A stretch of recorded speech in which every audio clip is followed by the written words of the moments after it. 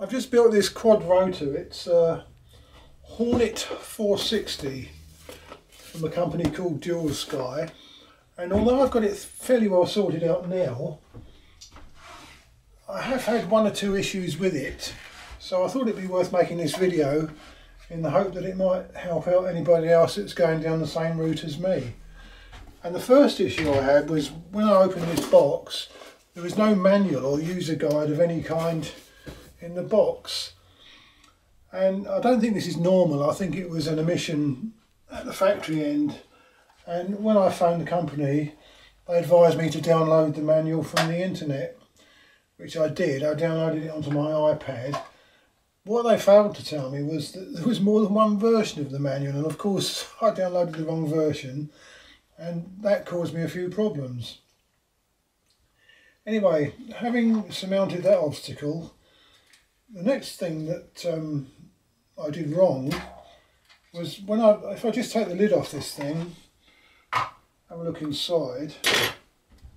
Inside there's a unit called an FC unit, or a flight control unit. Now, if you've flown helicopters, you would know that this unit has to be aligned with the heading of the craft because it has gyros in it. Well, I've never flown helicopters, so this is all new to me, and I made the mistake of thinking that you could just stick this unit anywhere, and of course I stuck it at an angle, and when I tried to fly it, it was very unstable. Anyway, the next problem I had was when this thing gets airborne, it's very symmetrical, as you can see, and there's not a lot of visual feedback. You can't really tell which way it's pointing. So I carried out a modification, and what I did, I've made up this twin boom arrangement with a horizontal stabiliser and two vertical fins, and I've mounted some brackets underneath the craft, and this boom fits into these brackets like so. Tighten up the screws. Now you can see immediately that it gives it some visual identification, if you like. When it's flying, it's much easier to see which way it's pointing. And the other thing I did was that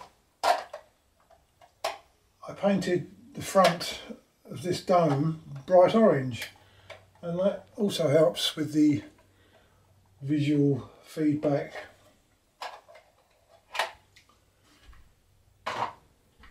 I'm going to try and fly this in here. There's not a lot of room in here. This is my bedroom, and I'm very limited for space, but I think I can probably manage to just hover it in front of the camera. So I'll attach the battery and see if I can have a little flight. Now the next thing, when you're flying these rotorcraft or helicopters, it's obviously very important to know the state of your battery while you're flying, because they haven't got much of a glide. In fact, they don't glide at all. So I bought this little gizmo which attaches to the LiPo, and it's a low battery alert. When the battery starts to get low, it emits loud bleeping noises. So I'm going to attach that. Okay, well, I've attached the battery and I've switched my transmitter on. Let's see if we can have a test hover.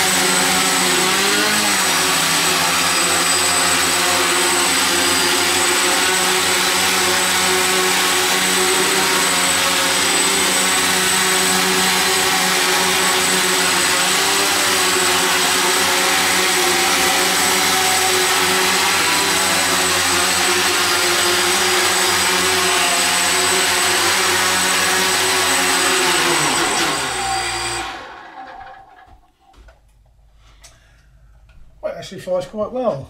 It's quite controllable once you get the hang of it.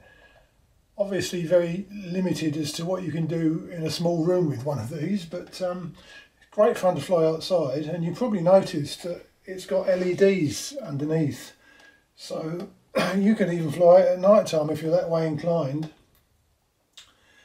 This twin boom arrangement that I've designed can actually be retracted into the body of the craft with a little bit of persuasion. And the idea of that was that it makes it much easier for transportation. In fact, you could even put it in a box if you wanted to, keep it neat and tidy. So the Hornet 460 from Dual Sky.